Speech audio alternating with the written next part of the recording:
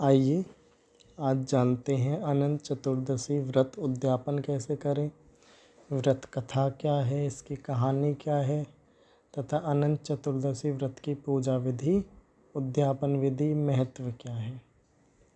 शुरुआत करते हैं अनंत चतुर्दशी व्रत कथा से। सतयुग में सुमंत नामक एक ब्राह्मण था। उसकी पत्नी का नाम दीक्षा था और उसकी एक सुंदर कन्या थी जिसका नाम शीला था। शीला के थोड़ी बड़ी होने पर उसकी माता दीक्षा का निधन हो गया।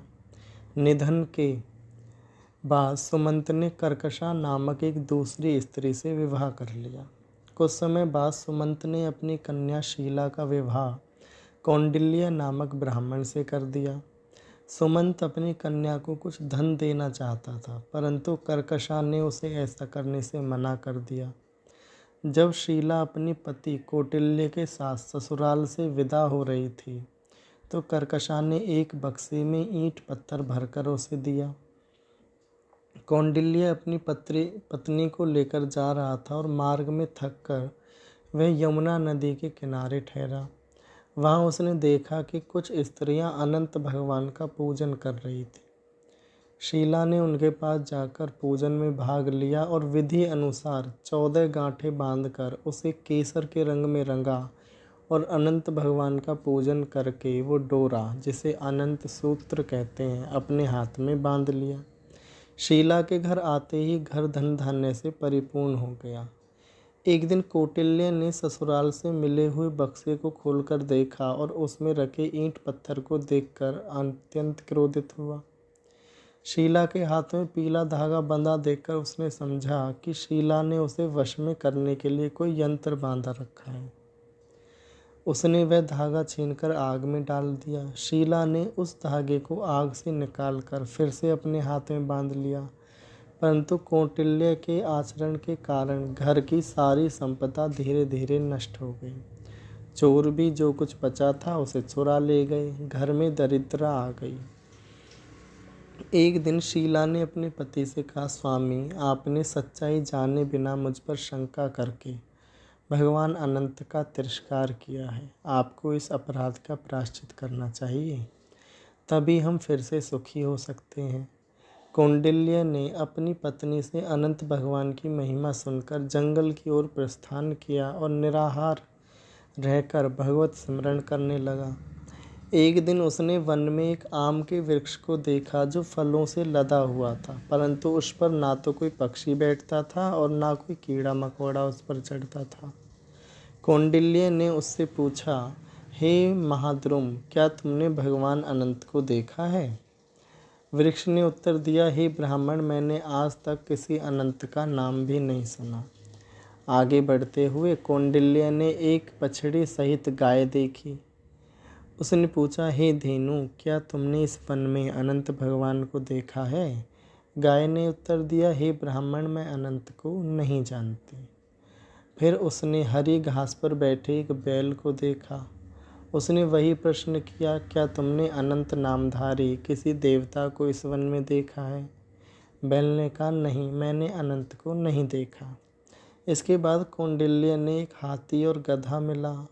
उसने उनसे भी वही प्रश्न पूछा। उन दोनों ने तिरस्कार भरे शब्दों में कहा, हमने किसी अनंत नामधारी को आज तक नहीं देखा है।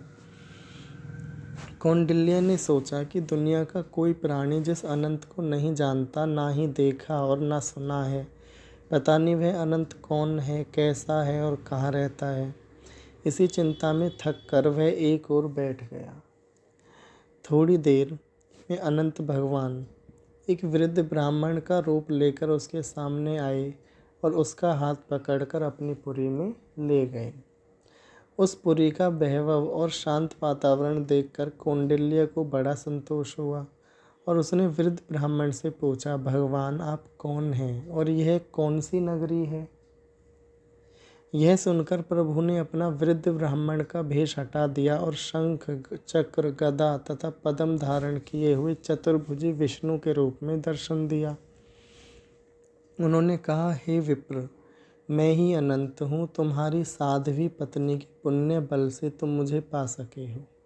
कौंडिल्य ने प्रणाम करते हुए पूछा, हे देव, आप इतने दुर्लभ हैं कि मार्ग में मिला कोई भी प्राणी आपके बारे में कुछ नहीं बता सका। इसका क्या कारण है? भगवान अनंत ने कहा, तुम्हें मिलने वाले प्राणी पूर्व जन्म में पाप कर्मों के कारण अपने वर्तमान स्वरूप में हैं। जैसे वह वृक्ष पहले एक घमंडी ब्राह्मण था जो अपने शिष्यों को पूरी विद्या नहीं सिखाता था। गाय पृथ्वी का रूप थी, बैल साक्षात धर्म था। मार्ग में जो दो तलैया थीं वह पूर्व जन्म में सगी बहनें थीं जो दान करके भी उसे आपस में बांट लेती थीं। जो हाथी मिला वह धर्मद्वेषी और गधा एक लोभी ब्राह्मण था।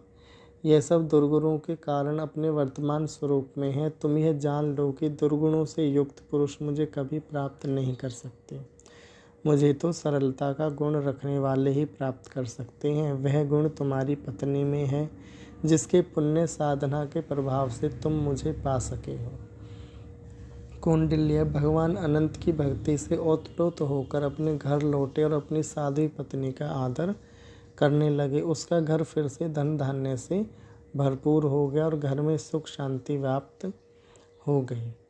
अब हम जानेंगे अनंत चतुर्दशी व्रत की पूजा विधि। अनंत चतुर्दशी के दिन प्रातःकाल स्नान करके स्वच्छ वस्त्र धारण करें। घर के पूजा स्थल को साफ करके गंगा जल से शुद्ध करें। पूजा स्थल पर एक चौकी व स्वास्तिक बनाएं। चौकी पर भगवान विष्णु की मूर्ति या तस्वीर स्थापित करें। उनके सामने एक लाल रंग का कपड़ा बिछाएं। एक नए धागे को हल्दी और केसर में रंगकर उसमें 14 गांठें लगाएं। इसे अनंत सूत्र कहते हैं। भगवान विष्णु को तिलक, चावल, पुष्प, धूप, दीपक, नैवेद्य, फल, मिठाई और पंचामृत अमृत अर्पित करें। अनंत चतुर्दशी व्रत कथा का पाठ करें और परिवार के सदस्यों को भी सुनाएं। पूजा के बाद अनंत सूत्र को पुरुष दाहिनी कलाई और महिलाएं बाईं कलाई में बांधें। पूजा समाप्त होने पर सभी को प्रसाद वितरण करें और स्वयं भी प्रसाद ग्रहण करें। अब हम जानेंगे अनंत चतुर्दशी का उद्यापन विधि। अनंत चतुर्दशी का व्रत उद्यापन विशेष रूप से महत्वपूर्ण है। व्रत उद्यापन के समय ब्राह्मण को भोजन कराया जाता है और दान दिया जाता है। व्रत उद्यापन के बाद ही व्रत पूर्ण माना जाता है। व्रत के दौरान शारीरिक और मानसिक रूप से स्वस्थ रहें। सात्विक भोजन करें। नकारात्मक विचारों से दूर रहें। व्रत का पारण अगले दिन सुबह किया जाता है। पारण के समय भगवान विष्णु को फल, मिठाई आदि का भोग लगाया जाता है। अनंत चतुर्दशी के दिन गोवर्धन पूजा भी की जाती है। व्रत के दौरान फलाहार ही करना चाहिए। व्रत के दौरान किसी भी प्रकार का मांस, मछली या अंडा नहीं खाना चाहिए। व्रत के दौरान शराब और अन्य नशीले पदार्थों का सेवन नहीं करना चाहिए। व्रत के दौरान सत्य बोलना, दूसरों की सेवा करनी चाहिए।